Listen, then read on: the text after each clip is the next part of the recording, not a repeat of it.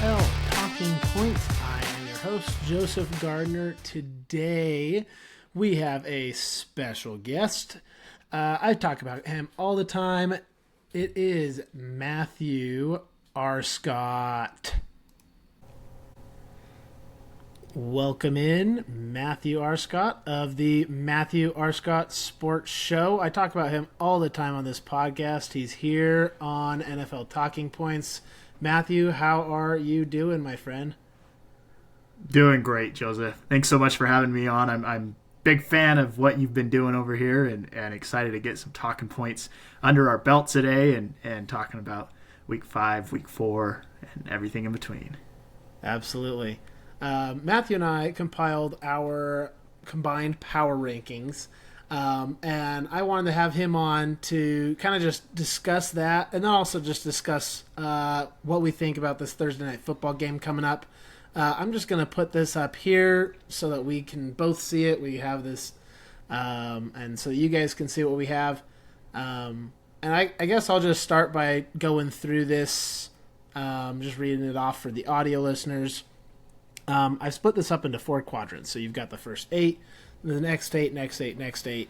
The first quadrant, for both of us combined, we've got the Buffalo Bills at 1, Philadelphia Eagles at 2, Detroit Lions at 3, Los Angeles Rams at 4, Los Angeles Chargers at 5, Green Bay Packers at 6, Indianapolis Colts at 7, and the Seattle Seahawks moving into our first tier at 8.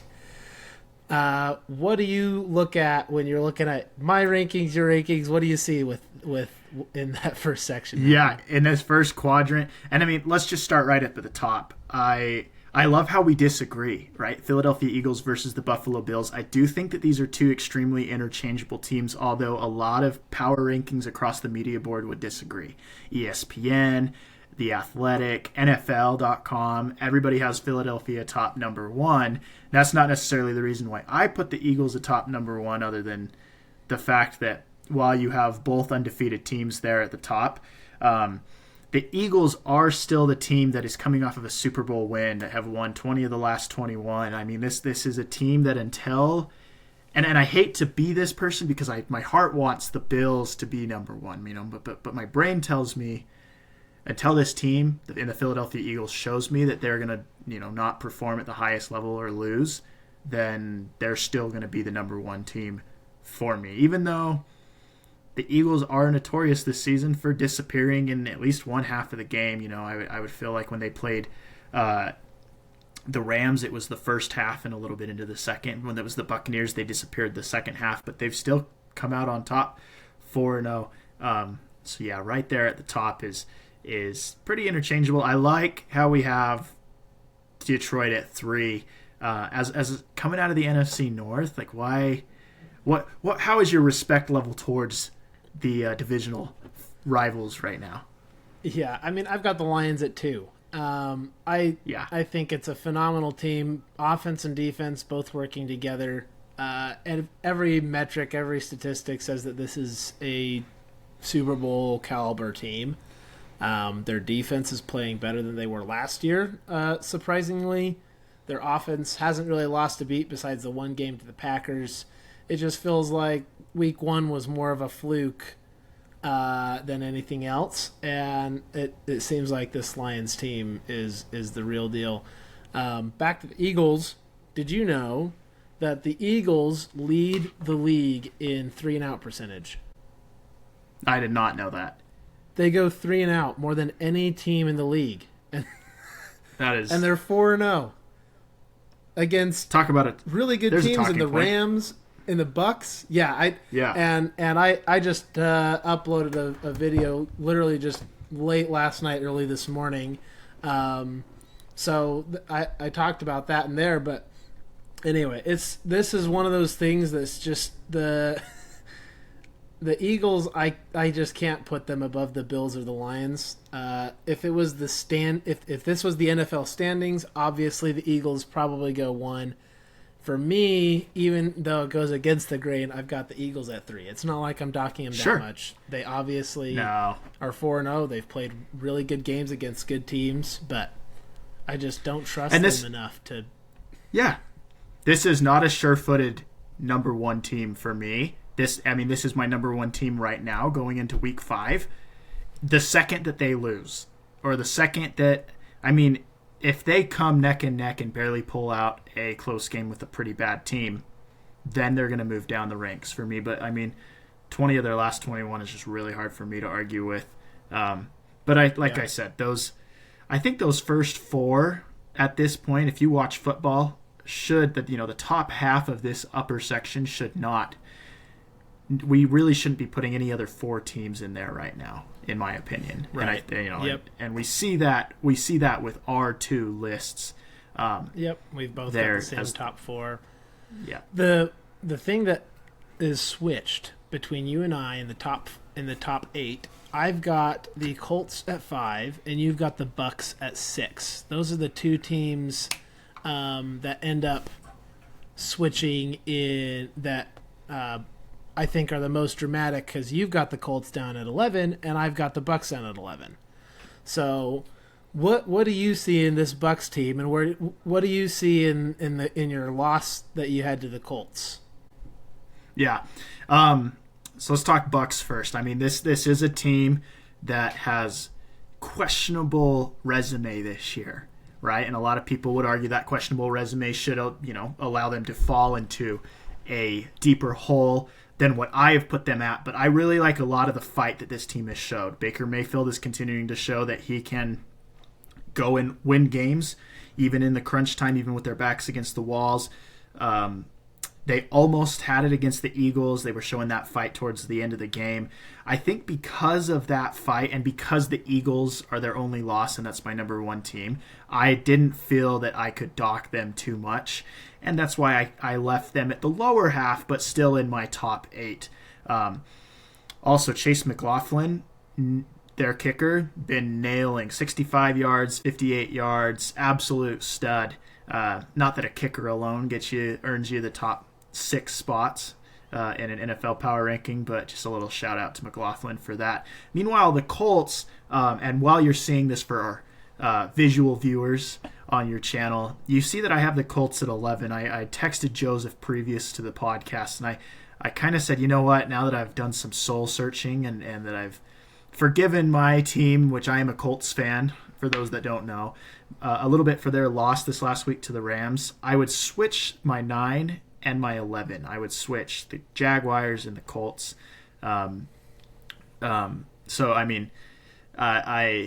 This Rams team is where we'll start. We'll talk about the Colts here in a bit, but absolutely, the Colts threw everything defensively at Puka Nacua. They threw the laundry machine, the kitchen sink, the whole entire house went Puka Nacua's way, and they still couldn't slow him down. This is the number 1 leader in fantasy points. So talk about a talking point for the Rams and Puka Nacua. This guy is an absolute stud. And there was a lot of question marks for me around his first season with the Rams, his rookie season. I thought, coming out of BYU, I want to root for him. I want to cheer for him. I knew he was good at BYU behind Zach Wilson and company, but I kind of thought, man, maybe it's just a really good rookie year. This is a guy that has continued to develop and just absolutely eat everything up at the next level professionally, and has adjusted to that. I think he's greatly to thank for this Rams success. The Rams offense is extremely lethal with Devontae Adams, Matthew Stafford again, without showing any sort of slowdown with a back injury that we had previously talked about. Looks amazing, and a very well-balanced defense just to even everything out. So this is a Rams team that is dangerous, that has crashed up into my top 5, that is now my personal favorite for the NFC West as of today. And I just think if there's one word to describe the Rams right now, it's lethal. I love that. The other thing is your Colts, and I know you said you'd probably switch that up to probably be up to 9 with your Colts. Mm-hmm. You'd still have them below the Seahawks, the Packers, the Bucs. What did you see in that game that made you drop them? I guess you didn't have them super high last week, but what did you see that made you keep them out of that top 8? Yeah, so my cautious optimism last week has now turned into just cautious, period, right? It's just too many mistakes this is a Colts team that would be 4-0 against a very good Rams team had it not been for specifically, in my opinion, Adonai Mitchell, who had a 14-point swing, dropping the ball before the pylon, and then also just being or committing a hold there on what was called back from a 56-yard Jonathan Taylor touchdown, right? So yes, take Adonai Mitchell's poor performance out of the equation, and we might be speaking differently, but also just too many mistakes in Daniel other Jones areas. had two turnovers. Interceptions. It was their first turnovers of the season. We were punting a lot more. People are like, "Oh, the Colts are mortal." They have flaws in their system. Now that doesn't mean that Daniel Jones all of a sudden is looking like New York Giants Daniel Jones. He made mistakes. There's a lot of good quarterbacks that have 2 interception games here and there. And again, had one against the Giants this week. Yeah, exactly, right. And don't even get me started on that game, right? It's just it happens. But now I see where the flaws can come out of the Indianapolis offense. The Indianapolis defense, who has been rock solid this year and still did a pretty good job of shutting down the Rams, give up a big play there with 1.5 minutes left in the fourth, and it blows the game out for the Colts, and that's the reason they lose. What was it, an 89-yard reception touchdown? Yeah, longest in Matthew Stafford's career. Crazy, right? And because of that, now as a Colts fan, I go from cautiously optimistic to seeing flaws that, not saying it's going to reoccur every week, but if they continue to prevail, these flaws in the system, the Colts are going to be in for a lot of hurt. I think their best bet right now, or their best asset against these flaws, is the fact that they have a weaker division. Yeah. And, I mean, looking at their upcoming schedule, it's not like they've got a ton of...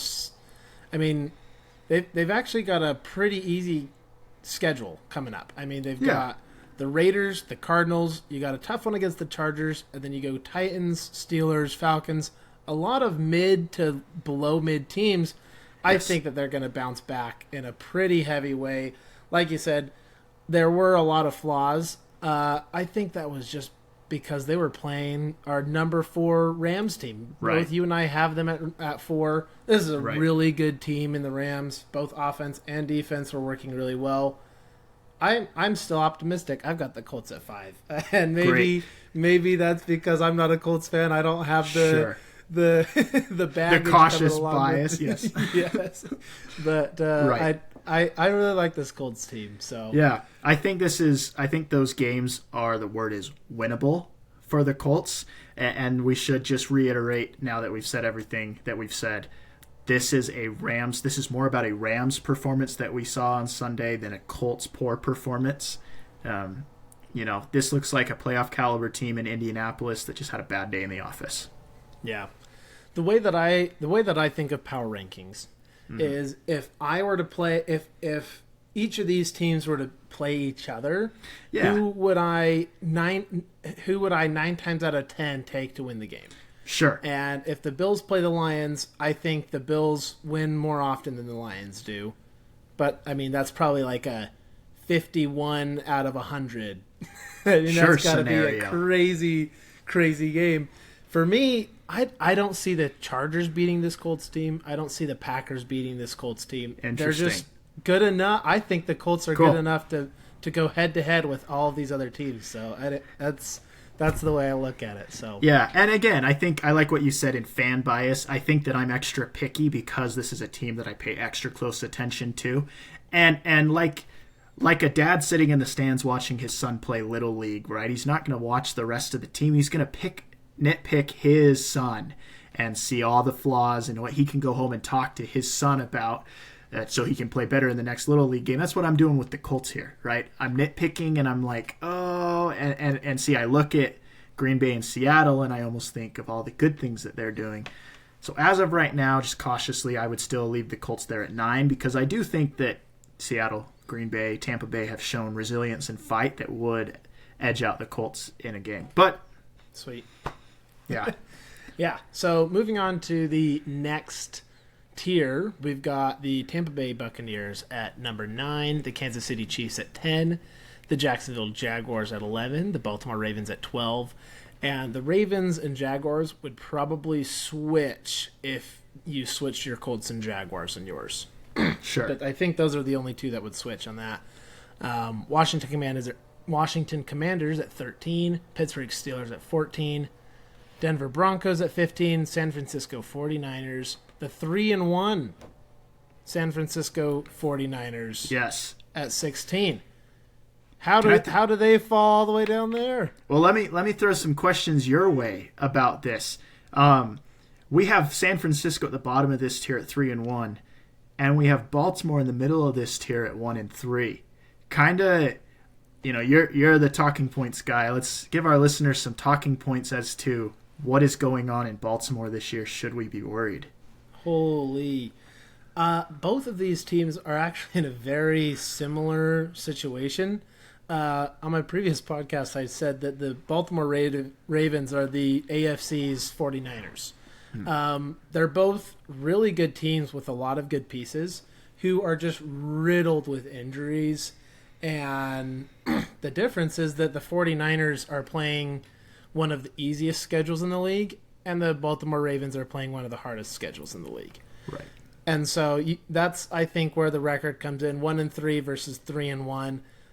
I think they're not very much far apart. They're not too far apart from each other in the fact that they've both been so injured that they've both come down to a closer level.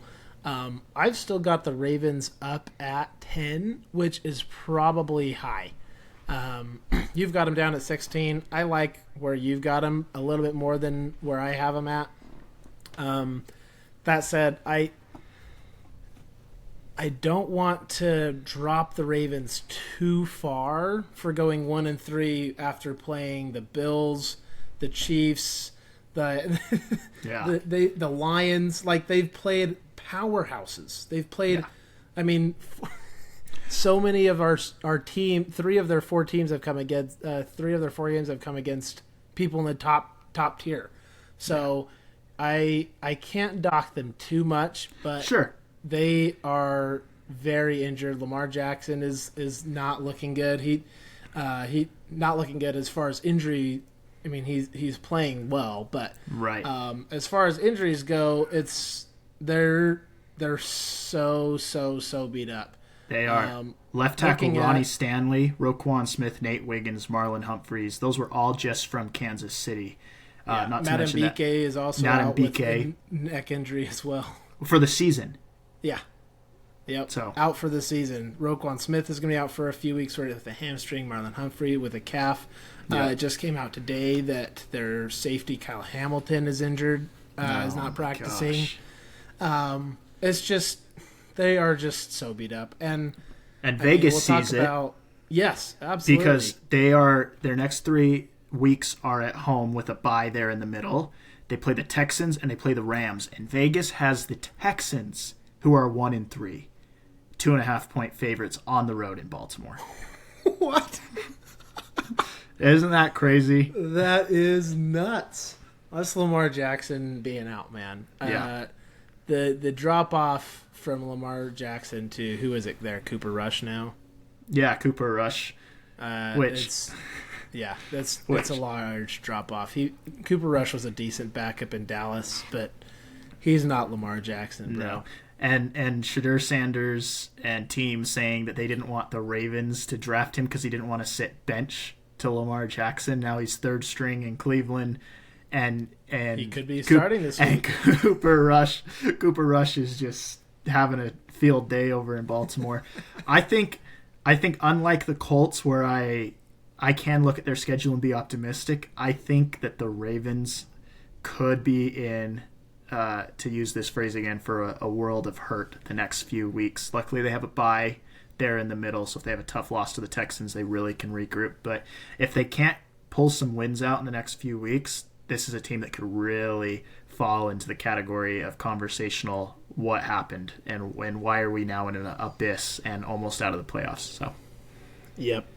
The other thing I wanted to talk about was, really quick, the Denver Broncos at 15. I've got them at 13. You've got them at 15. We're pretty close on that. For me, the Broncos are a good team. They're good defensively. They're good offensively. They're really well rounded. I don't see how they are playing. It seems like they play to the level of their opponent. They played up to the Chargers level. They played down to the Titans level. Yeah. And I think that's why they're down there at 15. It feels like they should be higher. I feel like I would want to pick that. I mean, I have the Broncos above the Steelers in this exercise. You've got the Steelers above the Broncos. They're kind of in the same area. They're all in the same spot. But for me, I guess the question for you is, what does this Broncos team need to do to move up in these standings? I love that question. I think that if we're to start on the good side of the Broncos, so that the bad side is where we could answer that question. The good side of the Broncos is that they have a very solid defense. And I think that, like you said, even though that this is a team that plays to the level of their opponents, the defense let Cincinnati take a few jabs at them at first, and the offense struggled. But eventually the scoreboard showed, 28-3, right? Yeah. It's an absolute boring game in that sense. So I think the answer to your question would be that we have to look at this as what offensive improvements can we make here in Denver. Does that and the tools are there. Bo Nix has a very high ceiling of potential. Sean Payton has always been a great NFL coach. I would love to learn a little bit more about offensive play calling in Denver and who they have down there as coordinators and coaches, etc. Because I think that's where the tweak and the tune-up can be. Now, I'm not saying we need a clear offensive house yet on the coaching side or the players' side. I just think this is where the tune-ups can come from, in my opinion. Because the defense still seems solid and strong. I mean, not that the Cincinnati Bengals are any good, really, but 3 points is still in the NFL, and especially with a guy named Jamar Chase on the other side. His stat line, horrendous. I mean, rip to fantasy owners, and that's myself included in one league, right, that have drafted Chase. The people who, if you were somehow able to get Jamar Chase and A.J. Brown, you thought you were winning the league, and you are probably in dead last. Yeah, it's a crazy, wild year. Okay, we'll move to the third tier here. At 17, we got the Minnesota Vikings. 18, the Atlanta Falcons. 19, the Dallas Cowboys. 20, the Chicago Bears. 21, the Arizona Cardinals. 22, the New England Patriots. 23, the Houston Texans, who are favored to beat the number 11 or the number 12 Baltimore Ravens by 2.5. And at number 24, after a stunning win against the Chargers, we've got the New York Giants, led by Jackson Dart and Cam Scatabo. I love this team. It's a fun team to watch. Fun team. I am happy that Brian Daboll lives to see another day. Me too. On that game, MetLife is the place where star players go to die. Malik Neighbors, Odell Beckham Jr. You could name over and over and over people who Aaron Rodgers, people who suffered Achilles injuries, ACL injuries, and all of them non-contact. All of them statistically are because of the turf. Joe Alt went out with an injury in this game, which I think is a big reason why the Giants won this game, because Joe Alt went out early. MetLife has a problem, and you would think that a billion-dollar organization like the NFL would try to protect its, money makers and people like Malik Neighbors and Joe Alt from injuries like this. You have to think about this too, Joseph. MetLife Stadium is where the World Cup final is going to be held. Now, I'm not saying that they're going to play a soccer game on turf. They're going to definitely change it over to grass. But that's the thing, though. They're changing it to grass for that.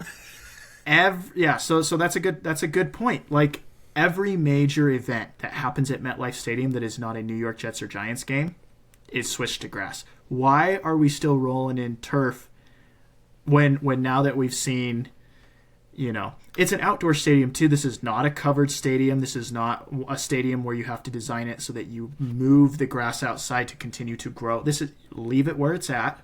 Now, maybe, I don't know. I don't know the logistics of the stadium. Maybe they don't have grass in there because shadows are cast and it doesn't grow evenly at certain points and it just takes too much maintenance. But do you know what also takes a lot of maintenance and money is when your players, especially star players, go out on $1 million injuries, So, yeah. That said, this game was a pretty fun game to watch. That Giants defensive line is really, really good. It finally shows up for what you've been talking about all year. It's a good defensive line, and it finally showed up against a very injured Chargers offensive line, missing Rashawn Slater and Joe Alt. They've got like third-string tackles in there. It's going to be hard to win with that. And we'll see where the Chargers go from here because the Chargers are our number 5 team. They're pretty high up there. That said, the other 2 teams that I thought were interesting in this tier, the Dallas Cowboys at 19. You've got them at 20. I've got them at 19. You've got the Bears at 19. The Bears ended up at 20 because I've got them at 21. Those 2 are pretty interchangeable. And yet I've got the Cowboys ahead of the Bears, even though the Bears beat the Cowboys last week. And because of that, the Cowboys are ahead because I've got the Bears down 2. That said, if these teams were to play today, do you think the same outcome happens with the Bears beating the Cowboys? I do. I think that Sunday night's game, and no disrespect to the Cowboys, but I'm going to diss on them. I think Sunday night's game was a fluke for the Cowboys team. I think that they came out and they played a really good game. I think it was prime time. I think that there was a lot of pressure on this Cowboys team to show up and do something, and I think walking out of there with a tie is something that is a victory. It's equal to a victory for them. That is a Cowboys win and a Packers loss. That is what the tie is. Yeah, 100%. But I still think that going back to last week on my podcast, we had talked, you and I, about Bears Raiders, and I said I have a gut feeling the Raiders are going to pull this one off, barring that they totally should have, but the Bears walked out of there with a win.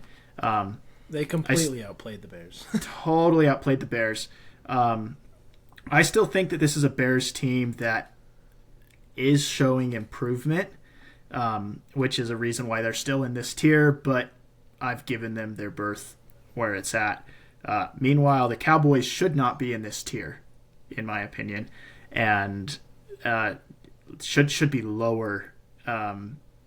Just by the way that they've played, and yet they've kind of played up to a level. I still think if these 2 teams met head-to-head, the Bears would take it to them because they've shown to me consistency that the Cowboys have not. Fair enough. The other team is the Houston Texans. You've got them at 22. I've got them at 23. The Houston Texans on offense are the bottom 5, and on defense they're top 5. Coming up against this Ravens team, leading by 2.5. How does it get to 2.5 on the road for this Texans team, who we've got all the way down at 23, and who they were winning 6-0 starting the fourth quarter against the Tennessee Titans.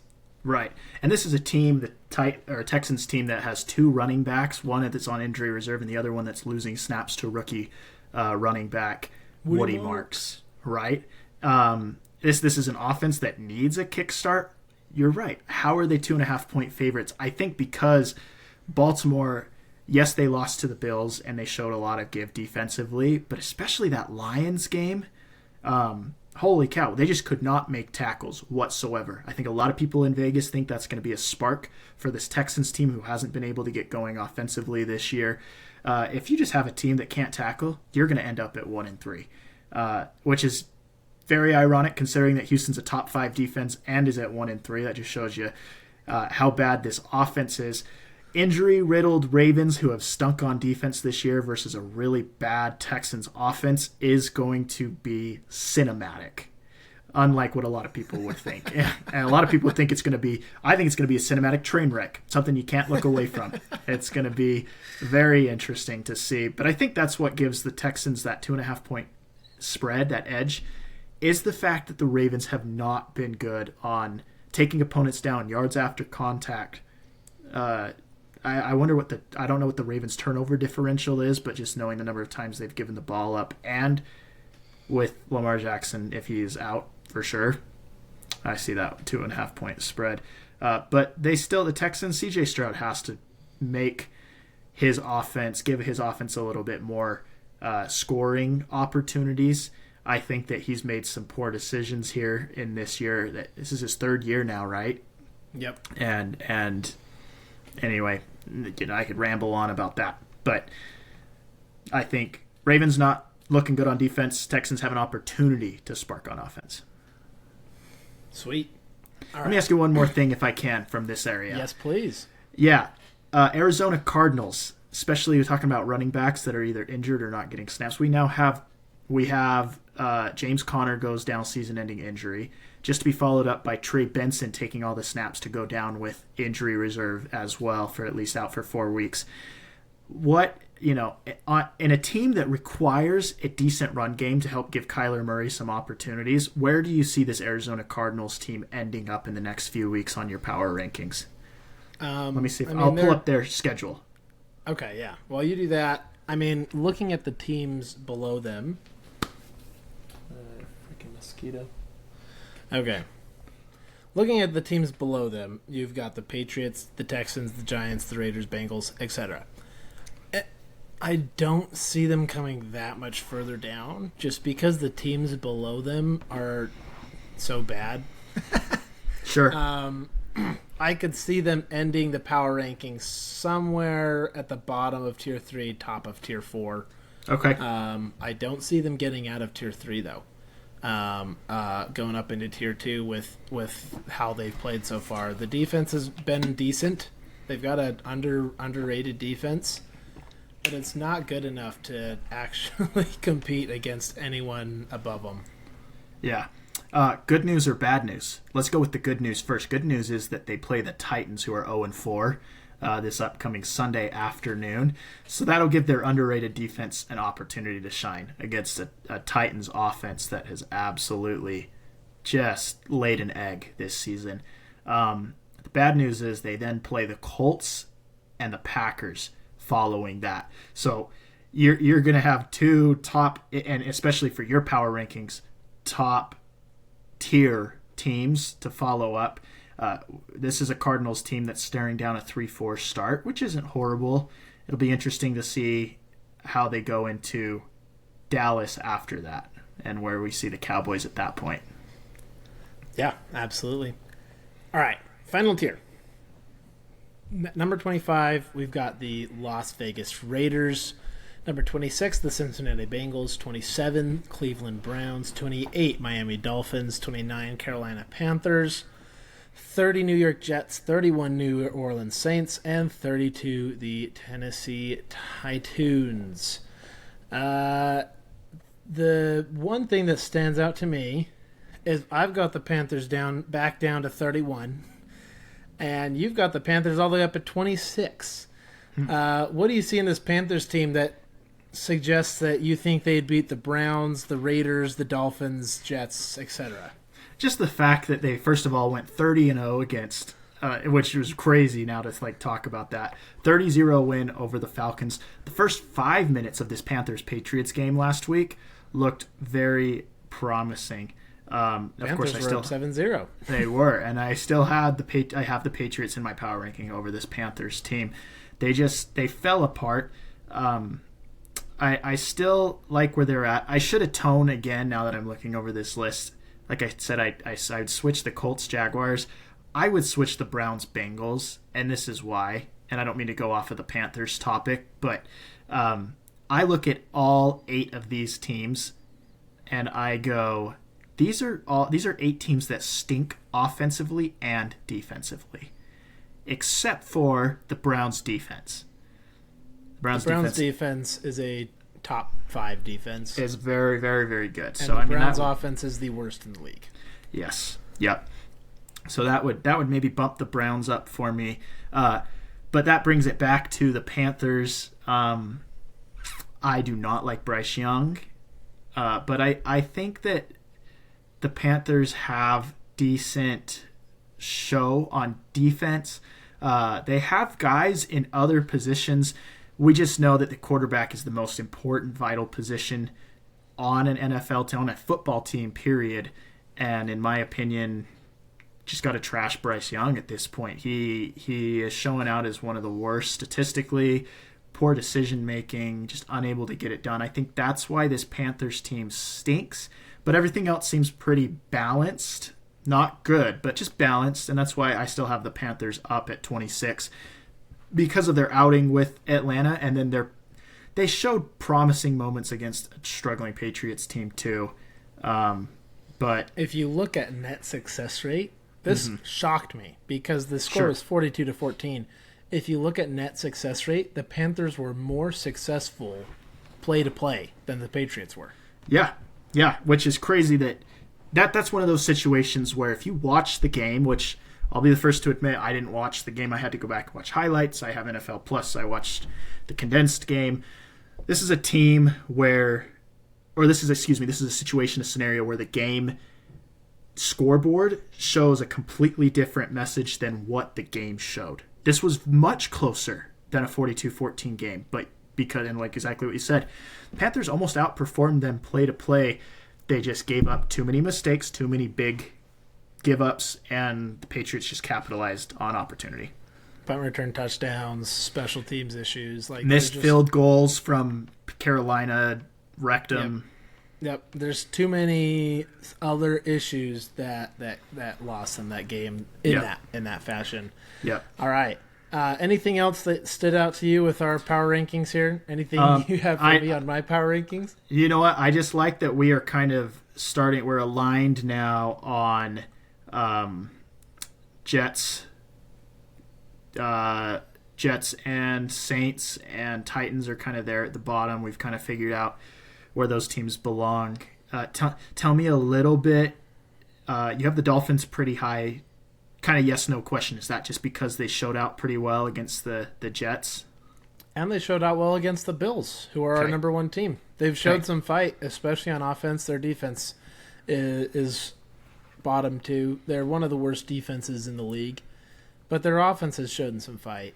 I got to give credit where credit's due on this Dolphins offense, playing the Bills hard, playing the Jets hard. That said, I talked about this on my podcast, but the Jets clearly outperformed. Again, net success rate. The Jets were the best team in net success rate going up against this Dolphins, and yet they lost the game. So, I mean, we both have them at 30, though, because guess what? That's just who the Jets are. You can play better than your opponent, but guess what? You're the Jets, and you're going to lose the game anyway. That's just, unfortunately, how this team operates. It's how they have for the last, however many decades. And it seems like Aaron Glenn hasn't really come in and done much to elevate this team. Yep. And that's somewhat concerning to me. Yeah. And that's the only reason that on my previous podcast I had talked about if the Jets lose this game, is there any sort of coaching questions in Aaron Glenn? I agree with what you had told me, and I'm just reiterating this for the listeners of your podcast. I like what you have told me, and I had to ponder on that, but I agree now. Yes, Aaron Glenn is new enough that they're not going to just immediately go, okay, we need to get rid of this guy and find the next guy. But, yeah, I think that what I meant to say was not hot seat, but concern. Right, Mike McDaniel would have been in the hot seat had he lost that game to the Jets for sure. Absolutely, and still continues to be in a warm seat. But I think this loss now pushes the Jets back into question mode. What is going on? Not that every team has questions at certain points, but Jets fans just got to be at the point where they're putting paper bags, brown sacks back over their head. They don't want to see this team continue to do what it's done. I don't have the answer to it, but what is the turning point for the Jets? I agree. Aaron Glenn, you haven't really elevated this team yet. Show me where you are contributing, or just show me where the need points are. I don't know if that makes sense. I don't know why that came to my mind. Need points. Show me where the weaknesses are, and let's get them fixed. Yeah. All right. Moving into our Thursday night football game, I just wanted to preview Thursday night football. We'll probably do either you and I combined, or one of us will do a review for the rest of a preview for the rest of the games. But just for this upcoming Thursday night football game happening tonight, the Rams opened as 3.5-point favorites, and they are now 6.5-point favorites. According to a few different sports books. A big part of that is injuries. You've got Ricky Pearsall who's out, Jawan Jennings is out, Brock Purdy is out, Nick Bosa is out, Brandon Ayuk is out, George Kittle is out. These are all big names. I feel like the only other name that's huge on that team is maybe like Fred Warner on the defensive side and Christian McCaffrey on the offensive side. I mean, you got two playmakers left, right. One on each side. How in the world can Kyle Shanahan do enough to win this game against Sean McVay, who's had his hand? I mean, Sean McVay has been dominant in this rivalry for the 100%. longest time. 100%. I could speak till I'm blue in the face about how good this Rams team is. I could pull up stats showing Matthew Stafford, showing Puka Nacua. I kind of did that earlier, so I'm not going to do it. The 49ers are going to have to rely on the statistics that they've seen this year already. Mac Jones is getting the nod. In that, we're going to have Shanahan is going to have to rely on his strong performances in the two games that he's started already. 53 out of 80 passes completed for a 66.3% completion. That's pretty good for his two starts. He's thrown for 563 yards, 4 touchdowns, and just 1 interception. In the game against the New Orleans Saints where they won by 5, 26-21, and this was bad Saints team versus a beat-up Niners team, right? Jones completed 26 out of 39 for 279 yards and 3 tuds. So, I mean, Jones is going to have to show out like he has shown out in his 2 starts already if they have any chance against this Rams team. Unfortunately, I do think that the Rams are just going to overpower them. Like you said, that's why the 1.5-point spread to 8.5-point spread now. I think this is a very pivotal game for the division as of right now. Unfortunately, the Niners are coming out of this injury riddled, and the Rams are coming off of one of their best wins, if not their best win so far this season. Aside from Jones, McCaffrey's going to have to help Jones continue to put up those stat lines. In 4 games this season, McCaffrey's carried 69 times for 225 yards. This has been somebody that has shown out as a good receiving option as well. And in Sunday's loss to Jacksonville, he carried 17 times for 49 yards while catching 6 passes for 92 yards and 1 touchdown. Really so good. He was more of a receiver. Yes. And that's he how was a he's good been receiver. The entire league. We talked about this a couple weeks ago. They are the number 1 passing offense in the league, and they're number 27. And it's because of Christian McCaffrey. If you look at how many targets go to running backs, Christian McCaffrey leads it by a landslide. I think, yeah. Yep. Crazy. So, it's just one of those... Go ahead. If I'm Kyle Shanahan, I come out and I try to run McCaffrey in the first quarter if it's not working, which I know that they're going to mix in some passes there, but I'd switch just straight to the air raid and trust in Mac Jones and his statistics that he's shown so far this year. Yep. I like Kyle Shanahan as a coach for this team. It just doesn't seem like... Even if he played his best coaching game ever, I don't know if he has enough pieces to be able to beat this Rams team at full strength with Sean McVay, who's also an amazing coach. So, any other thoughts on this game? Yeah, who do you have winning? Oh, Rams. I mean, okay. Let's say this: who do you have covering instead? Because I think Rams are going to take it. It'd be really hard not to. Do you have Rams covering, or do you have Niners? I would probably pick the Rams to cover the 6.5. Is it 8.5 or 6.5? Right. 8.5, according to what I'm seeing moved right now. up all the way to 8.5 now. 8.5. That is a 7 point. That's an entire touchdown point spread. Yeah. Thinking through the game, I think I like LA in this one at 25 points. I think that I like the Niners at 17 points, which would barely cover the 8.5 point spread. So give me the Niners covering. But at 8.5, I would probably pick the Niners to cover. At 6.5, I'm picking them to.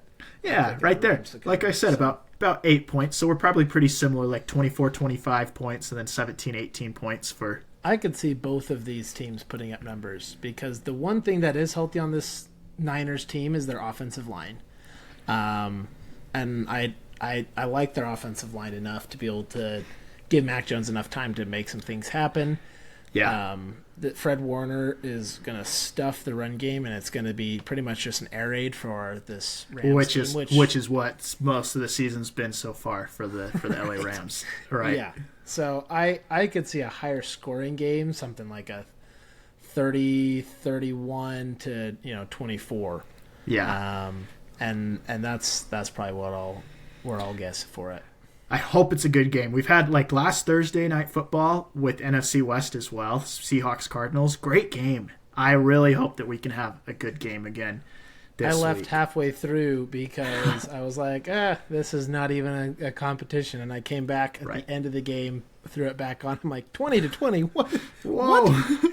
So I had to go and back and rewatch the rest of the game. But anyway, sweet. Well, thank you so much, Matthew, for hopping on.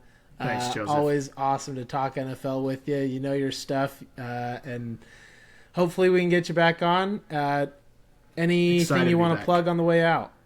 No, I mean, just I know that you've already done such a great job plugging it. If you like sports and you're listening to Joseph's, I don't have video yet. I'm not up on YouTube, but go wherever you get your podcasts. MASS, Matthew Arscott Sports Show.